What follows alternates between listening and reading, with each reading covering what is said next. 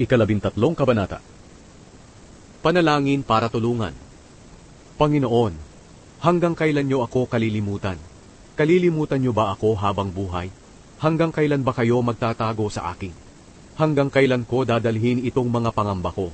Ang aking mga araw ay punong-puno ng kalungkutan. Hanggang kailan ba ako matatalo ng aking mga kaaway? Panginoon kong Diyos, bigyan niyo ako ng pansin. Sagutin niyo ang aking dalangin. Ibalik niyo ang ningning sa aking mga mata, upang hindi ako mamatay, at upang hindi masabi ng aking mga kaaway na natalo nila ako, dahil tiyak na magagalak sila kung mapahamak ako.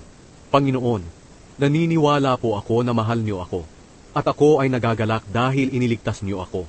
Panginoon, aawitan kita dahil napakabuti niyo sa akin mula pa noon.